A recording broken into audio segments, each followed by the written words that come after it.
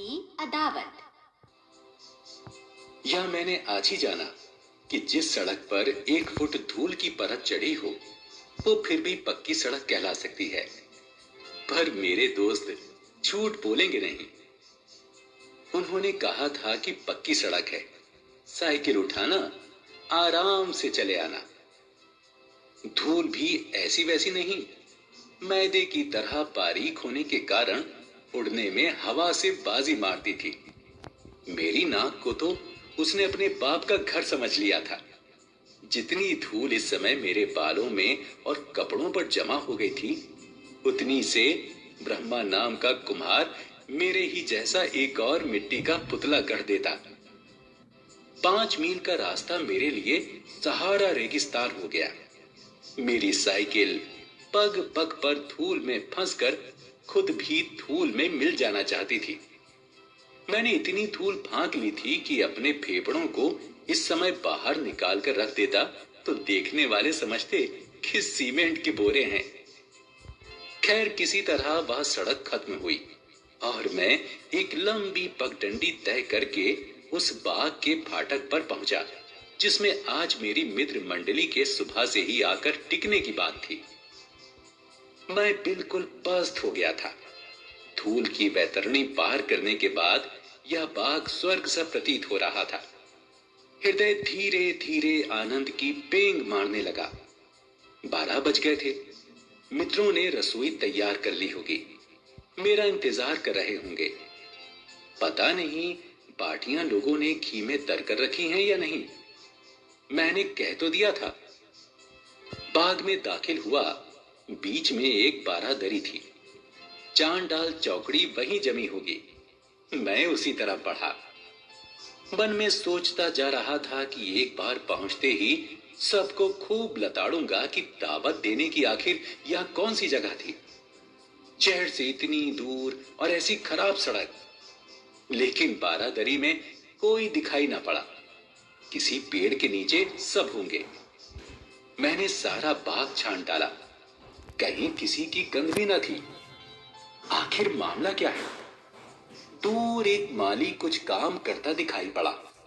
उसके पास जाकर मैंने पूछा, क्यों भाई, आज सुबह शहर से कुछ लोग यहाँ सैर के लिए आए थे? नहीं तो। अरे मुरारी नाम का कोई आदमी नहीं आया था? एक गहरा बदन, सांवला रंग, गाल पर एक बड़ा सा मस्सा। नहीं, कोई नहीं आवा रहा। मुरली नाम का कोई आदमी, लंबा कद, चपटी नाक, घूरे पर पड़े हुए जूते सा मुंह है? नहीं। और माधो नाम का? नहीं साहब, माधो नाम का कोई नहीं आवा रहा। और मुन्नू, मंगही, मंगरू, मेवा, मोहन, मुनेसर नाम का भी कोई नहीं आवा रहा। मैं अपना सिर पकड़कर वहीं बैठ गया। मैं फिर बेवकूफ बना। इसी साल में तीसरी बार। पहली बार गंगा में नाव पर इन बदमाशों ने मुझे दावत के लिए बुलाया और भांग पिलाकर सोता हुआ छोड़कर भाग गए। दूसरी बार खुद सब खा पी कर मुरारी के मकान पर आए थे। मुझे दावत के नाम पर वहीं रोके रखा। पास के किसी कमरे में जलते तवे पर पानी के छींटे दे देकर मुझे भुलावा दिया कि खाना तैयार हो रहा है। अंत में रात के 12 बजे मैं खाली पेट रोता कलपता घर लौटा। और आज यह तीसरी बार। गर्मी का दिन, दोपहर का समय, शहर से कोसों दूर और ऐसी खराब सड़क। रोता झींकता मैं उसी पक्की सड़क से लौटा। मैं था साइकिल पर सवार, पर यदि साइकिल ही मेरे ऊपर सवार होती तब भी आगे बढ़ने में मुझे इससे अधिक जोर न लगाना पड़ता। धूप की तेजी के साथ साथ हवा भी तेज हो गई थी। मैं थकावट और भूख से मरा जा रहा था। पर इस समय मुझे सिर्फ एक ही धुन थी, मुरारी को पकड़कर पीटने की। वही ऐसी शरारतों का आविष्कारक और सूत्रधार होता है। मैं सीधा मुरारी के मकान पर पहुंचा।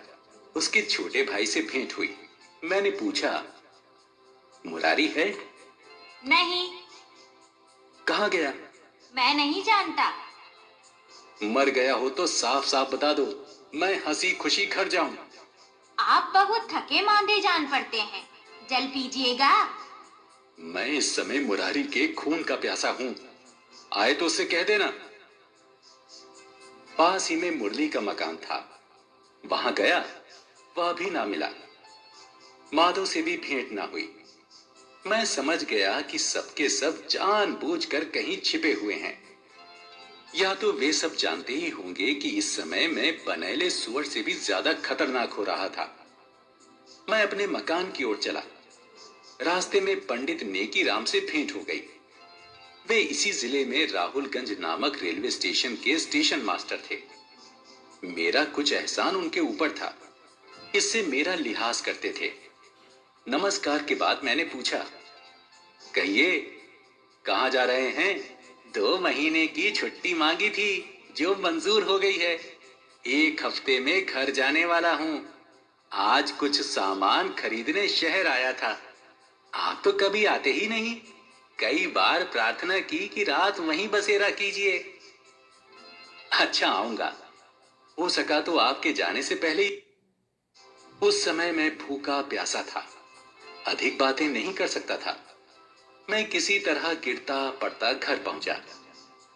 3 दिन तक मुरारी, मुरली, माधो या मोहन किसी की सूरत न दिखी। चौथे दिन सब के सब एक साथ ही मेरे मकान पर आए।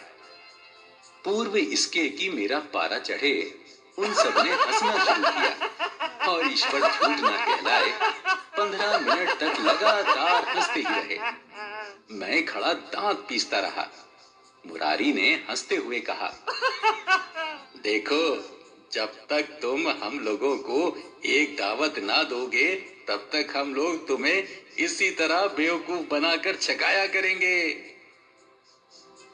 किसी तरह अपना गुस्सा पीते हुए मैंने कहा, अपने घर पर तो मैं तुम लोगों को दावत दे नहीं सकता। मेरी पत्नी तुम लोगों को समाज की तलछट समझती हैं। राहुलगंज चलोगे?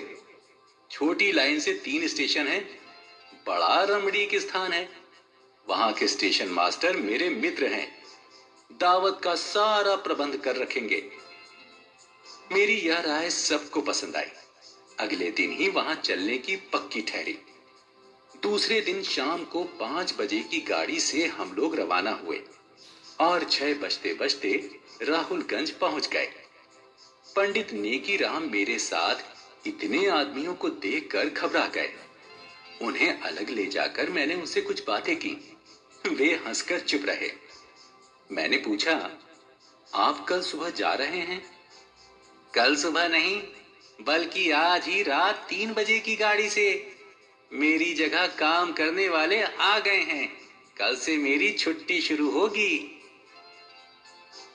इधर मुरारी और मोहन में बहस हो रही थी कि आसन कहां जमाया जाए। मुरारी प्लेटफॉर्म पर ही दरी बिछाकर बैठना चाहता था। मोहन की राय थी कि सामने कुएं की जगह पर बैठक जमे, पर मैंने जो राय दी वह अपनी नवीनता के कारण सबको पसंद आई। स्टेशन के बिल्कुल समीप और रेल की पटरियों से कुछ दूरी पर पानी की टंकी थी।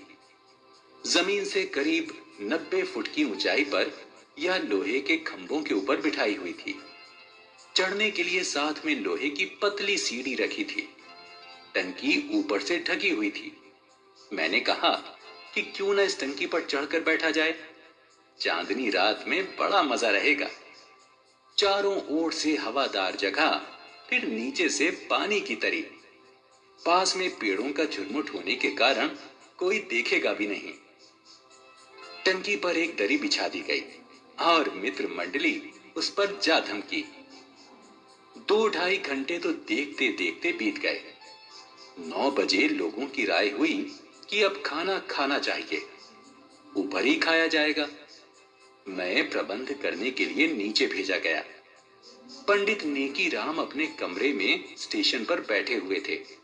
मैंने जाकर कहा, पंडित जी, अब कोई आदमी दीजिए जो सीढ़ी गिराने में मेरी मदद करे, लेकिन पहले एक घड़ा पानी पीने के लिए ऊपर रखवा दीजिए, गर्मी बहुत है। पंडित जी ने अपना नौकर मेरे साथ किया। नौकर पानी का घड़ा लेकर टंकी पर चढ़ा तो दोस्तों ने समझा कि अब खाना भी आता होगा, लेकिन नौकर ने उतरकर मेरी मदद से लोहे की सीढ़ी खिसकाकर धीरे से नीचे गिरा दी। मैं नीचे बैठकर तमाशा देखने लगा। करीब आधा घंटा लोगों ने प्रतीक्षा की। फिर यह राय हुई कि कोई नीचे उतरकर देखे कि भोजन पहुंचने में देर क्यों हो रही है। मुरारी नीचे आने के लिए खड़ा हुआ, पर यह क्या, सीढ़ी कहां गायब हो गई। मुरारी ने झुककर देखा तो सीढ़ी जमीन पर गिरी दिखाई पड़ी। उस छोटी सी दुनिया में जो इस समय पानी की टंकी पर स्थित थी, एक क्रांति सी पैदा हो गई। मुझे अभी तक इसका खेद है। काफी प्रकाश न होने के कारण मैं अपने मित्रों का चेहरा अच्छी तरह नहीं देख पाया था। हाँ, काफी शोर सुनाई पड़ रहा था।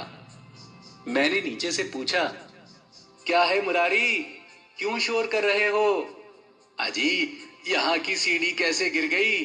हम लोग नीचे कैसे उतरेंगे? नीचे उतरने की जरूरत क्या है, आप सवेरे नीचे उतरना।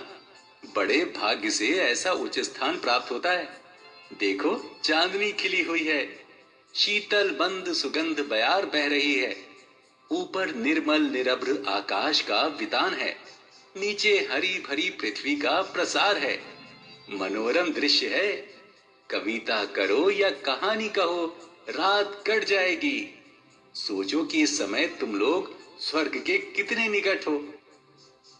मैंने पंडित नेकी राम के नौकर से कह दिया था। वह एक हाथ में लालटेन और दूसरे में मेरे लिए थाली लिए आ पहुंचा। मैं वहीं बैठकर खाने लगा। मोहन ने ऊपर से पूछा, अजी हम लोग क्या खाएंगे? यह कचौड़ी बड़ी लाजवाब बनी है, कहो तो मैं एक टुकड़ा तुम लोगों को देखने के लिए ऊपर फेंकूं? इसका मुझे कोई उत्तर ना मिला, पर करहाने की आवाज मुझे साफ सुनाई दी। मैंने फिर कहा, अजी रबड़ी की खुशबू से तो दिल हरा हो गया। तुम लोगों तक इसकी खुशबू पहुंच रही है या नहीं? इस बार भी मुझे कोई उत्तर ना मिला।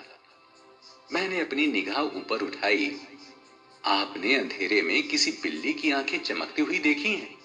ठीक उसी तरह की 4 जोड़ी आंखें टंकी के ऊपर से मेरी ओर आंख फेंक रही थीं।